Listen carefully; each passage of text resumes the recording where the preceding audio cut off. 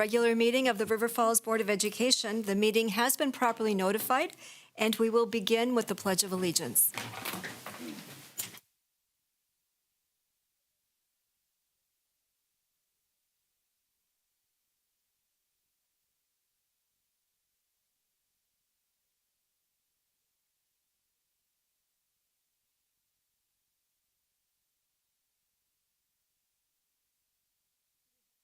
Do we have any visitors or delegations who would like to address the board this evening?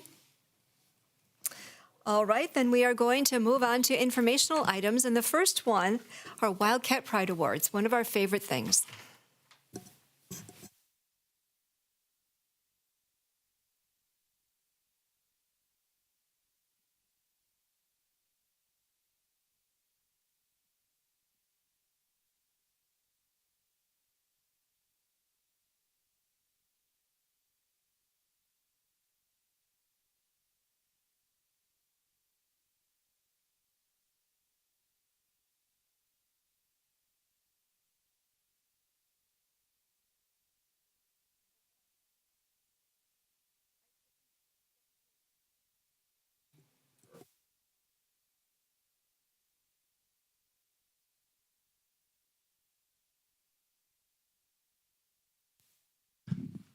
No, are we good? No, it's good. Just super grateful of this award, and for Pat Knox for allowing us to bring this portion of our program into the schools. We really want to emphasize the farm to table concept and hopefully educate some students on the importance of sustainability. With the start of the Maple Syrup Project, very fortunate to get some grants through the Forward Foundation to really get this started. And it's not just about the production side of it, but it's teaching some science, it's teaching some business. So there's other content areas that we're pulling into this, but yet showcasing that we can take something from our backyard and produce something. And the students have really taken it to another level. And then we have 10 fork farm systems at the high school, and currently 8 out of the 10 systems are up and running, where we're going to produce a bunch of greens and lettuce for our cafeteria. So just whatever we can do to bring the farm back to the school. And with our school farm operations and local gardens out there, we can do some food processing in our new food products and processing class in the fall. So just super grateful. And we've got such a good representation of students here tonight, and just a great team to work with. Fantastic. Ryan, stay up here. So the school board congratulates the River Falls FFA on their recognition from the Wisconsin Department of Public Instruction for the Local Food for Schools program. Your dedication to providing local, unprocessed, and minimally processed foods has greatly benefited the students in our districts. You are true ambassadors of Wildcat Pride. Thank you. And we have the same one here for the River Falls School District Food Service team. So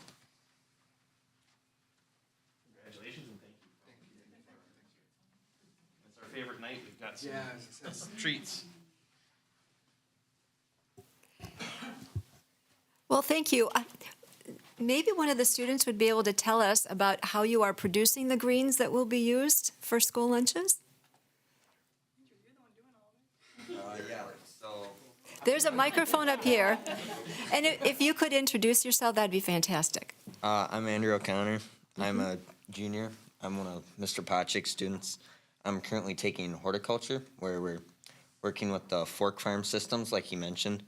We've been planting lettuce and growing it through a hydroponic system. And it's just been a lot of fun, and it's going back around, like Patrick said, to the cafeteria. What is a fork farm system? So what kind of hydroponic system?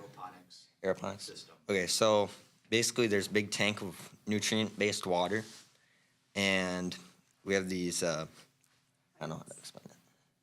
They're like cylinder. Yeah, it's kind of like a cylinder. And then we, peat moss? Is it peat moss? What's that? Or Rock wool. rock wool, right. So we plant the seeds in rock wool, and then we take them once they've sprouted, and we put them into the fork farm systems. and then it takes the water up to the top and filters it down through to the roots. And it just cycles back over. That's really awesome. Thank you. Thank you to all of you for being here and for Pat for working so closely with them.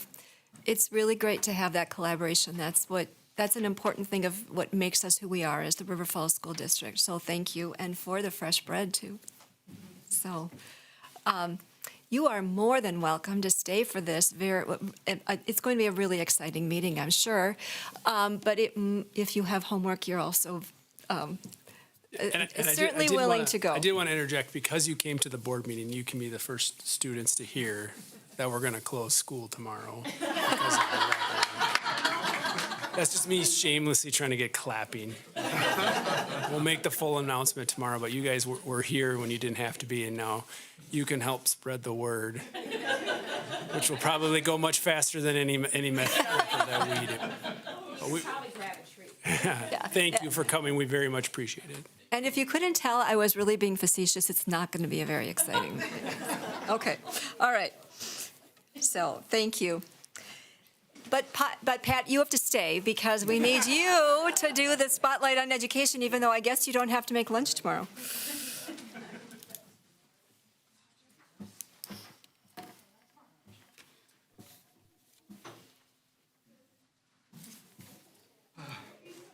Good evening, and thank you for giving myself a few minutes for our team, the food service team, to give you an update on what we've been doing and what we're going to be doing. I think you can see in the slideshow that you received, one of the things we've been doing this year, I've managed to partner with Kai Rogers at the Montessori School, and she has graciously allowed us to come in and present our Discovery Kitchen, which is a Chartwell's program that gives us different classes or different educational opportunities for the students where we'll go in. It can be done in the lunchroom, or this time she's been gracious enough to actually allow the students to come in, and we do it for about a 20-minute period. And we have done all 5 grades at the Montessori twice so far. The first one we did was noodles around the world, and teaching students about different pastas, where pasta comes from, what it's like,